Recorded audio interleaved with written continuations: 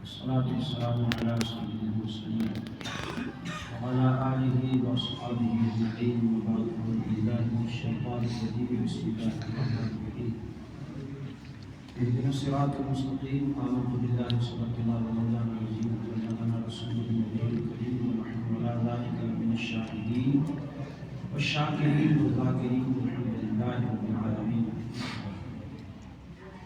عقیدت و محبت کے ساتھ جو شکر اللہ صلی اللہ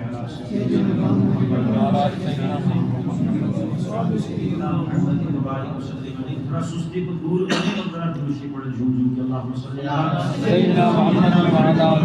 وسلم.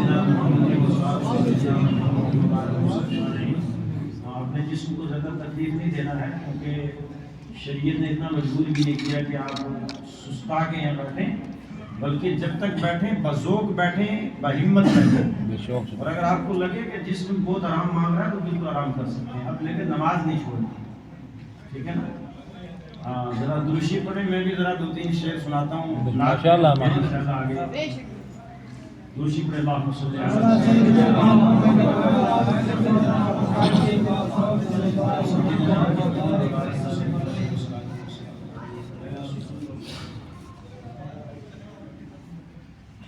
وہاں کیا جود و کرم ہے شہبت تیرا. سبحان اللہ، سبحان اللہ. وہاں کیا جود و کرم ہے شہبت تیرا. نہیں سنتا گانا تیرا،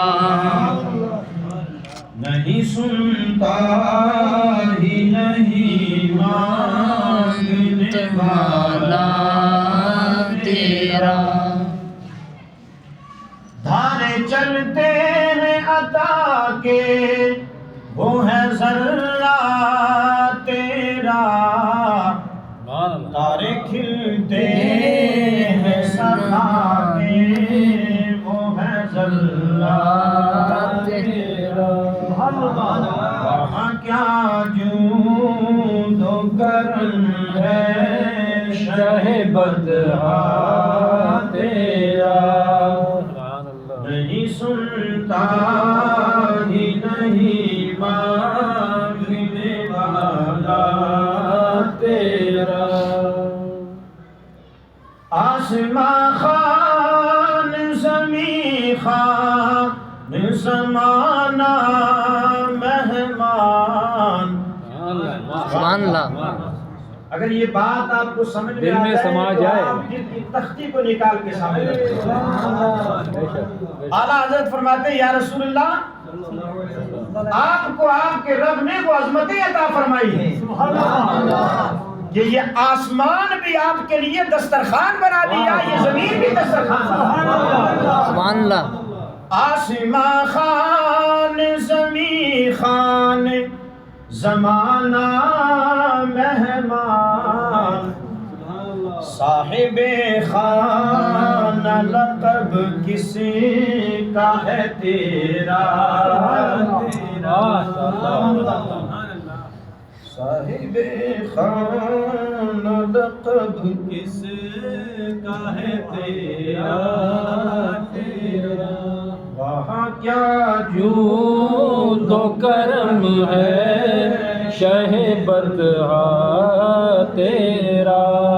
نہیں سنتا ہی نہیں مانگنے والا تیرا. آسماں خان زمین خان زمانہ مہمان. صاحب خان لقب کس کا ہے تیرا تیرا.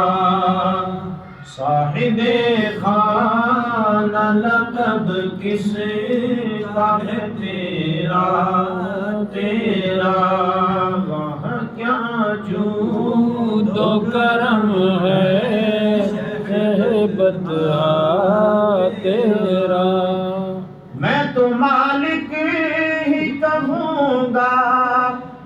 ہو مالک کے حبیب، سبحان اللہ سبحان اللہ میں تو مالک ہی کہوں گا، ہو مالک کے حبیب، یعنی محبوب و محب میں نہیں میرا تیرا، نہیں مگر محب میں نہیں میرا تیرا، وہاں کیا جود و کرم ہے، شیبت تیرا، نہیں سنتا ہی نہیں ماننے والا تیرا، تیرے ٹکڑوں سے پلے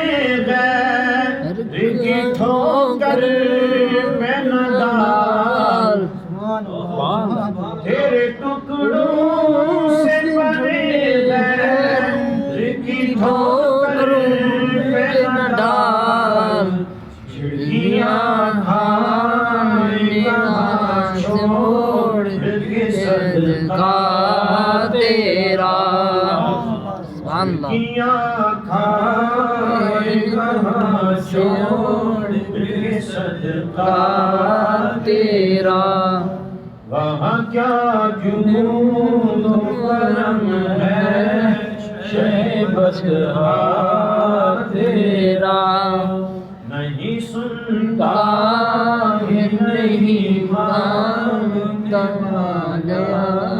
تیرا تیرے قدموں میں جو ہے غیر کا منہ کیا دیکھے، واہ واہ سبحان اللہ، اللہ پاک نے اپنے حبیب کے قدموں کو قدموں یہ کی مقام بات عطا سبحان فرمایا اللہ، کہ جس نے ایک بار طلوائے مصطفیٰ کو دیکھ لیا، اس نے کبھی یہ خواہش نہیں کی کہ کسی دنیا دار کا چہرہ دیکھوں، تیرے قدموں میں جو خیر غیر کا منہ کیا دیکھے، کون نظروں پہ چڑھے دیکھ کے تلوار تیرا کون نظروں پہ چڑھے دیکھ کے تلوار تیرا وہاں کیا جود و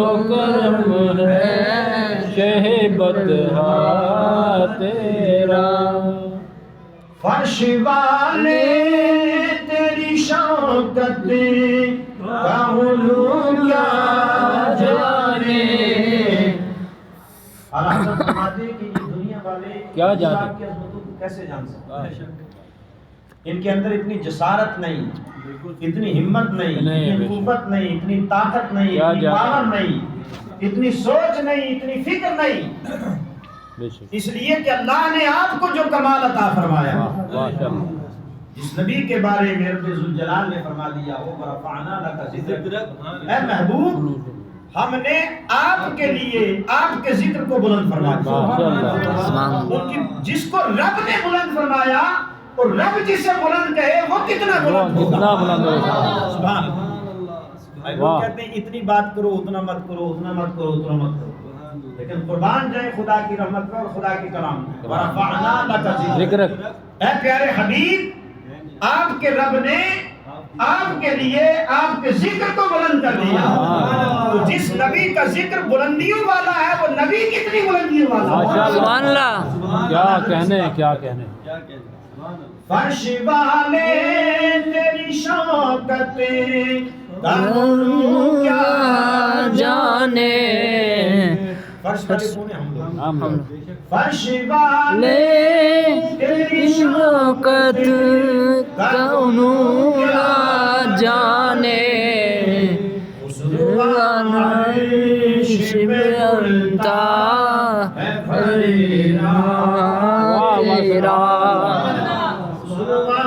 عرش پہ اڑتا ہے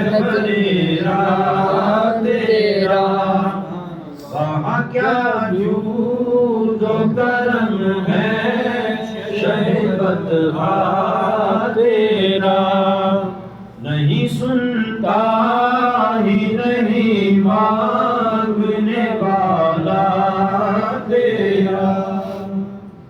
اعلیٰ حضرت فرماتے ہیں مقطع عرض کر رہا ہوں چونکہ ہمت بھی ساتھ نہیں دے رہی ہے، چونکہ یہ رنگ مصطفیٰ بڑا رنگین محفل سے بڑی یہ منزل ہر بندے کی بات سمجھ میں نہیں آئی نصیب نہیں، اور جس کی سمجھ میں آتی ہے پھر اللہ یہ بڑی اوپر کی بات ہے. یہ بڑے کرم کے ہیں جس سلیبس کی میں بات کر رہا ہوں ابھی ہم نے پہلی کلاس میں داخلہ ہی لیا ماشاءاللہ. میں حقیقت بتا رہا ہوں. اب آگے سنیں اعلیٰ حضرت فرماتی کیا ہے سبحان اللہ کہ ہر خط انسان کو رب کی بارگاہ میں پیش ہونے کے لیے مصطفیٰ کی بارگاہ میں جانا ہے بے شک.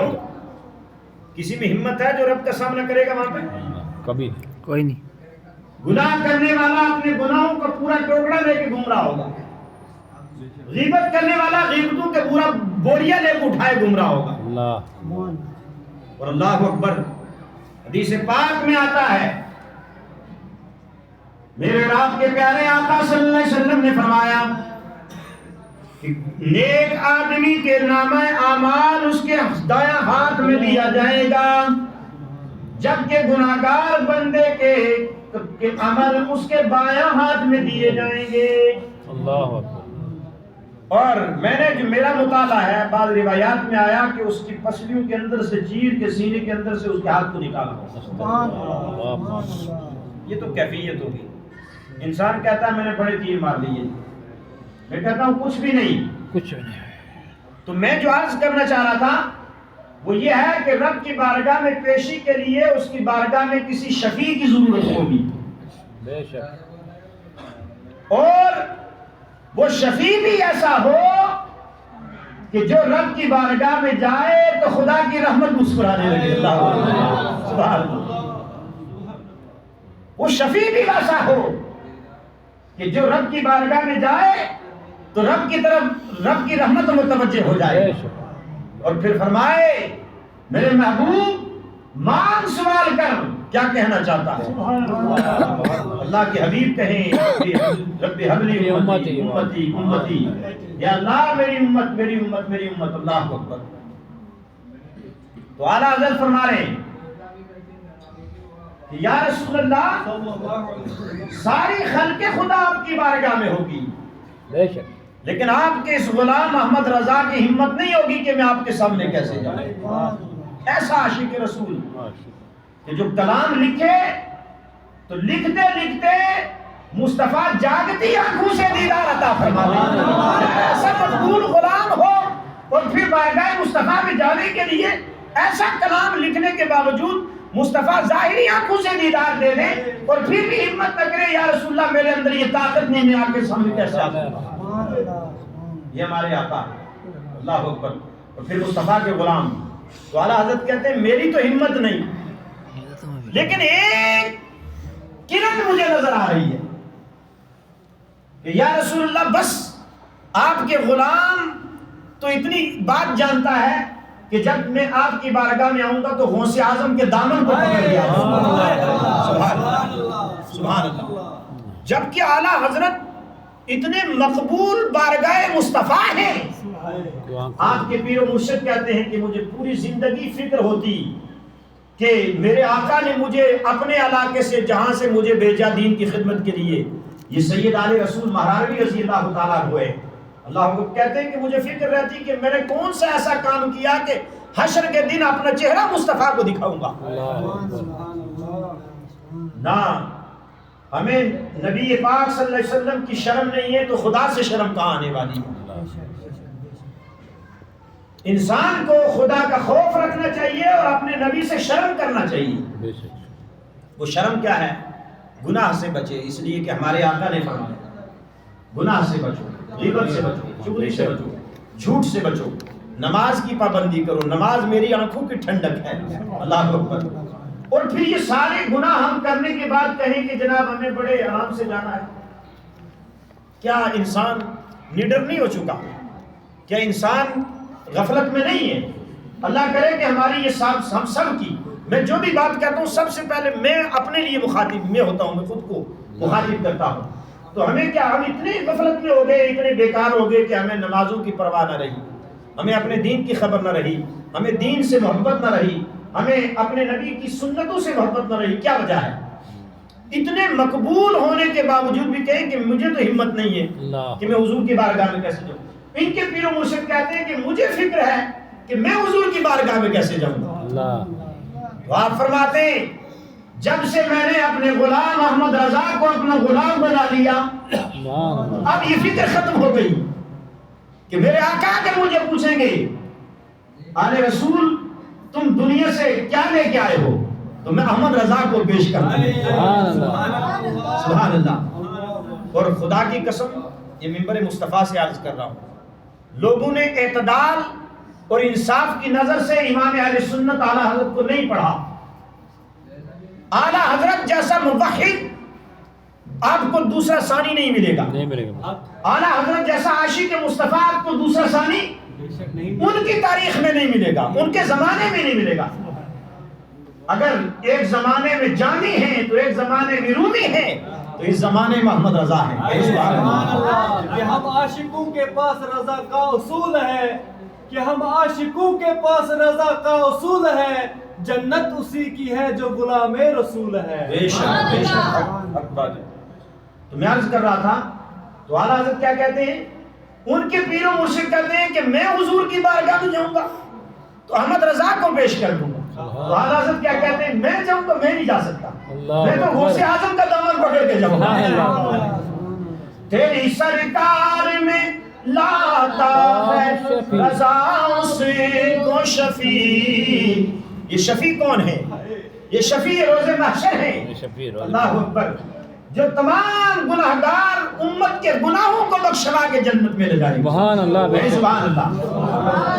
آپ فرماتے ہیں تیری سرکار میں لاتا ہے رضا سے کو شفیع، جو میرا وقت ہے اور لاڈلا بیٹا تیرا، جو میرا وقت ہے اور لاڈلا بیٹا تیرا، وہاں کیا جود و کرم ہے شہ بدرا تیرا، نہیں سنتا ہی نہیں مانگنے والا تیرا. آپ نے نعت میں ایک شعر سنا تھا اس سے قبل، شاید آپ پڑھ رہے تھے کہ اسی لیے تو سلایا ہے ان کو پہلو میں. کن کو؟ حضرت سیدنا ابو بکر صدیق اور عمر فاروق.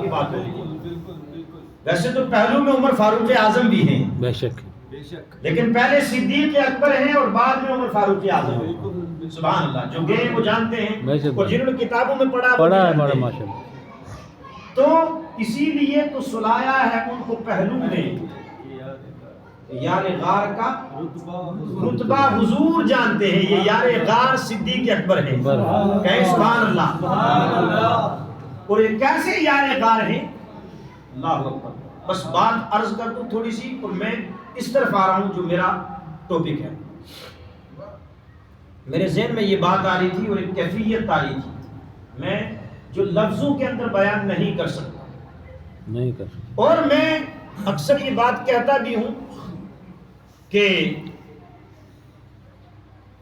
اپنے اندر علم لاؤ، علم پیدا کرو، علم سیکھو، اپنے اندر وصف علم لاؤ اور پھر اس پہ عمل، اور پھر عمل کے ساتھ ساتھ اس کو اعتدال و عقل کے ساتھ استعمال کرو. اور پھر علم آ جانے کے بعد اگر اس کے اندر عشق نہیں آیا تو وہ علم بیکار ہے. کیا ہے؟ عشق بھی ہونا چاہیے. اور بندہ مکے کی باتیں پڑھے اور مکے سے محبت نہ ہو، بندہ مدینے کی باتیں پڑھے تو مدینہ سے محبت نہ ہو، بندہ مصطفیٰ کی سیرت پڑھے تو مصطفیٰ سے محبت نہ ہو، ایسا ہو ہی نہیں سکتا. تو یار غار کو کیسی محبت دی؟ کہ سبحان اللہ. یہ وہ صحابی رسول ہیں کہ جو ہمارے پیارے آقا صلی اللہ علیہ وسلم کے خلیفہ اول ہیں اور جنہوں نے سب سے پہلے اعلان نبوت کے بعد مصطفیٰ کے نبی ہونے کی تصدیق فرمائی ہے۔ سبحان اللہ۔ یہ کون ہے؟ سرکار سیدنا ابوبکر صدیق رضی اللہ تعالیٰ عنہ۔ آپ خطبہ کے دوران سنتے ہیں افضل البشر بعد الانبیاء بالتحقیق کہ تمام انسانوں میں نبیوں کے بعد سب سے افضل ابوبکر ہیں۔ سبحان اللہ۔ یہ فضیلت جو ان کو مل رہی ہے یہ اللہ اور اس کے رسول کی طرف سے دی جا رہی ہے۔ یہ میرے آپ کے بس کی بات نہیں ہے، یہ رب نے شان عطا فرمائی ہے۔ کیوں؟ آقا مولا صلی اللہ تعالی علیہ وسلم کی جب شب ہجرت آئی، ہجرت کی رات آئی، تو اللہ پاک نے حکم فرمایا اے محبوب آپ کے حجرہ مبارک کو چند لوگوں نے، روایات میں بعض آتا ہے کہ 40 لوگ تھے، انہوں نے گھیر لیا۔ آقا مولا صلی اللہ تعالی علیہ وسلم نے بارگاہ پروردگار میں عرض کیا اے پروردگار مجھے پہلے چلے جانے کا حکم دیا ہوتا، اب انہوں نے جب کہ مجھے میرے کمرے کو گھیر لیا ہے، اب میں یہاں سے جاؤں گا یا تو یہ مزاحمت کریں گے یا پھر یہ کہیں گے تیرے پیارے حبیب ڈر کے چلے گئے۔ ایک مسئلہ تھا۔ اللہ پاک نے فرمایا اے پیارے حبیب بے شک میں اس چیز پر قادر ہوں، میں جانتا ہوں کہ یہ کس طرح آئیں گے، کس طرح گھیریں گے۔ اگر میں اس سے قبل از وقت آپ کو اس کا حکم دے دیتا تو یہ بے دین یہ کہتے کہ اللہ کے محبوب معاذ اللہ ثم معاذ اللہ بزدل ہیں، ڈر کے چلے گئے۔ میری طرف توجہ رکھیں گے تو میں بات کو آگے بڑھاؤں گا، اور اگر توجہ آپ کی ادھر ادھر ویسے کھانے کی تو بڑی دیر سے کھانے والی چیزوں کے اوپر ہے، ذرا میری طرف بھی توجہ رکھیں گے تو انشاءاللہ کچھ نہ کچھ ملے گا۔ یہ کھانا جسم کے لیے ہے اور جو میں آپ کو بتا رہا ہوں یہ روح کے لیے ہے، روح کو تازہ کرنے کے لیے۔ بے شک بندے کا اگر جسم کمزور ہے کوئی مسئلہ نہیں، لیکن اگر روح کمزور ہو گئی تو فائدہ، روح بندے کی مضبوط ہونا چاہیے، بندے میں روحانیت ہونا چاہیے، جس کا آج اکثر لوگ انکار کرتے ہیں یہ کچھ نہیں ہے، لیکن اصل روحانیت۔ اب بات روحانیت کی آگے تو یہ بھی بات سنیں، قرآن پاک کو الحمدللہ ہر مومن مسلمان جان و دل سے زیادہ مانتا ہے اور اس سے محبت کرتا ہے، اس پر ایمان رکھتا ہے۔ ہر بندہ مومن، ہر مسلمان قرآن سے محبت کرتا ہے، اور ہر بندہ اپنے انداز میں جو بھی قرآن کو پڑھتا ہے تو کہتا ہے کہ الحمدللہ میں قرآن سے محبت کرتا ہوں، قرآن پڑھتا ہوں، اس کا عمل کرتا ہوں۔ کہتا نہیں کہتا ہے؟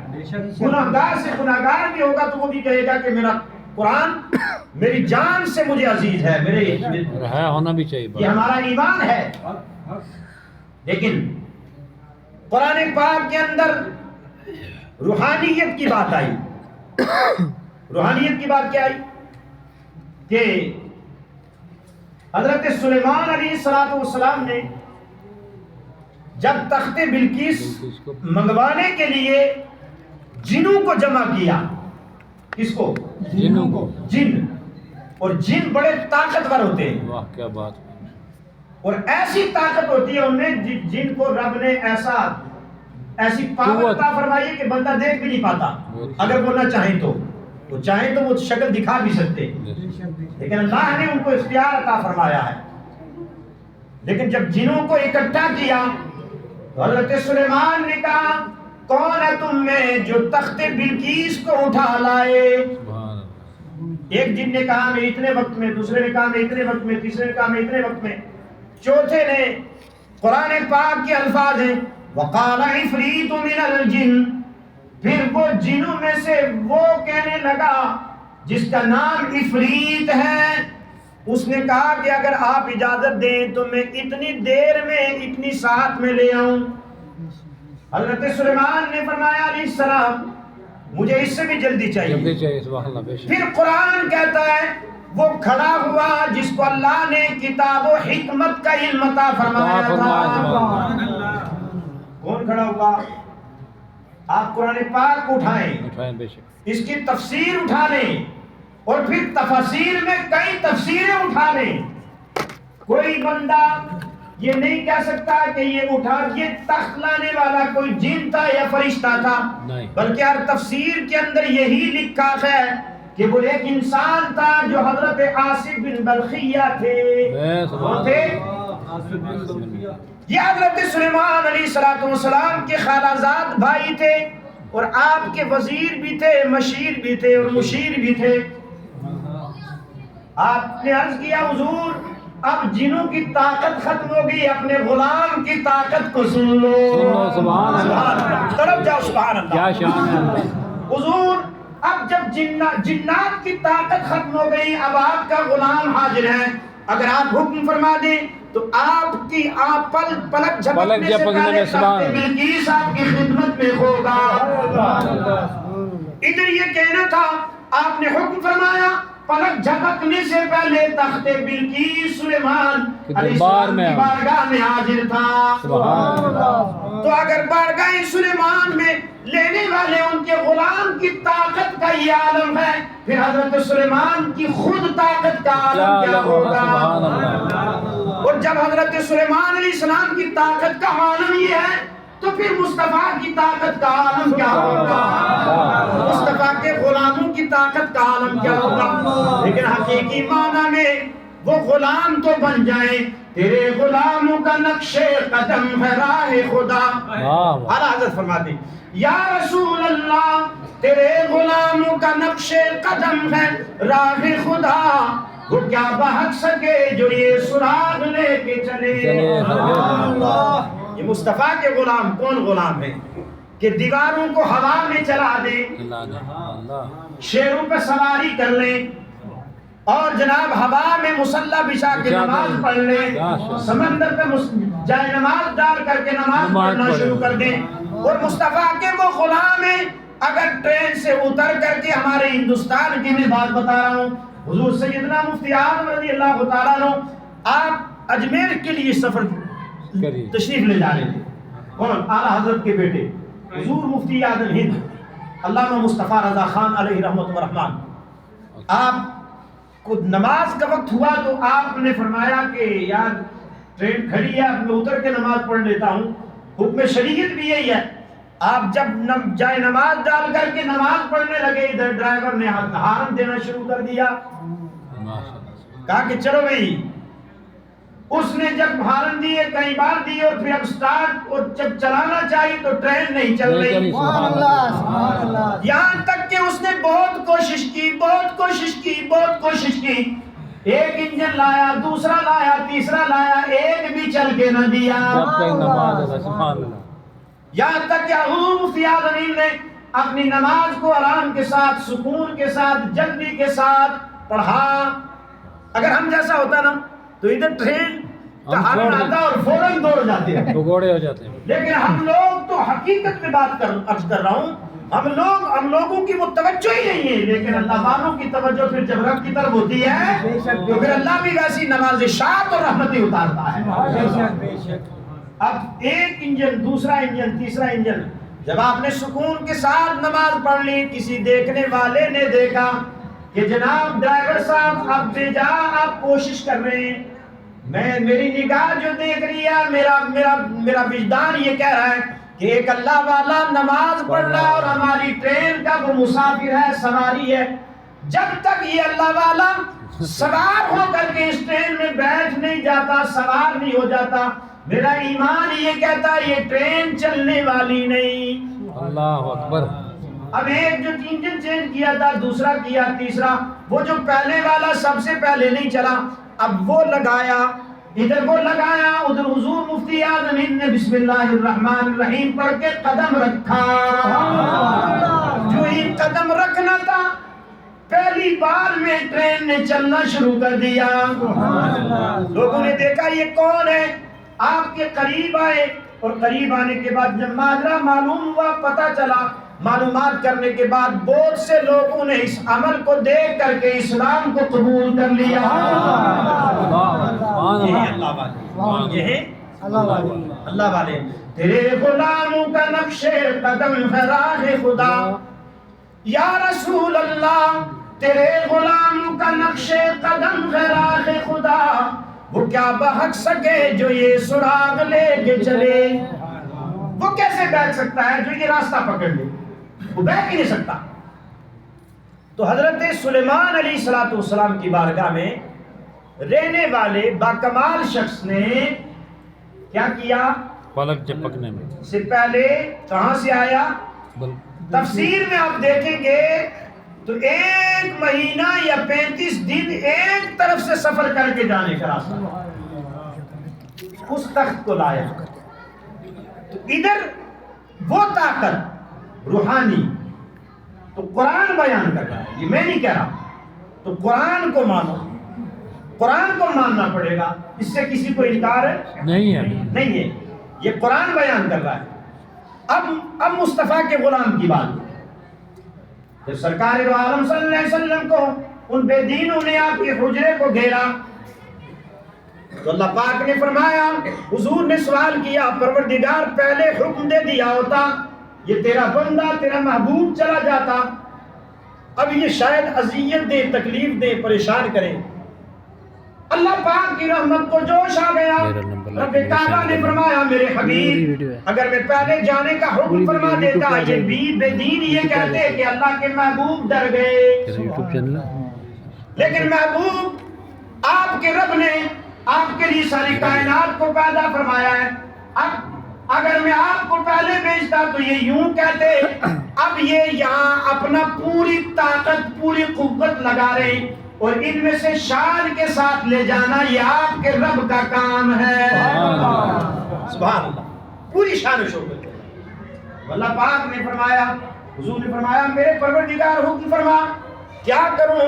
رب کعبہ نے فرمایا میرے حبیب دروازے سے باہر تشریف لے آئیں اور اپنے دستے انور کو زمین کی طرف لے جائیں، جو کچھ مٹھی میں آ جائے اشارہ فرما دے۔ سبحان اللہ۔ قرآن پاک کہتا ہے وَمَا رَمَيْتَ إِذْ رَمَيْتَ وَلَكِنَّ اللَّهَ رَمَى۔ سبحان اللہ، سبحان اللہ۔ یہ پھینکنا وَمَا رَمَيْتَ إِذْ رَمَيْتَ وَلَكِنَّ اللَّهَ رَمَى، بلکہ یہ پھینکنے والا خود خدا ہے۔ سبحان اللہ۔ قرآن پاک میں وَمَا رَمَيْتَ إِذْ رَمَيْتَ وَلَكِنَّ اللَّهَ رَمَى۔ اللہ اکبر، اللہ اکبر۔ پھینک حضور رہے ہیں، رب فرما رہا ہے کہ یہ پھینک خدا رہا ہے۔ خدا رہا ہے۔ اللہ اکبر۔ ادھر حضور نے اشارہ کیا، کوئی کسی کی طرف ایک کی طرف نہیں بلکہ یوں کر دیا، جتنے لوگ تھے ان سب لوگوں کی آنکھوں میں یہ ذرات اور مٹی تشریف لے گئی۔ اللہ اکبر۔ آج لوگ کہتے ہیں سمجھ میں نہیں آتی، اپنے نبی کے بارے میں نہ جانے جس نبی کا کلمہ پڑھتے ہیں، حالانکہ میرا عنوان یہ نہیں ہے لیکن میں کروں کیا، وہ سارا لکھا ہوا سامنے آ جاتا ہے۔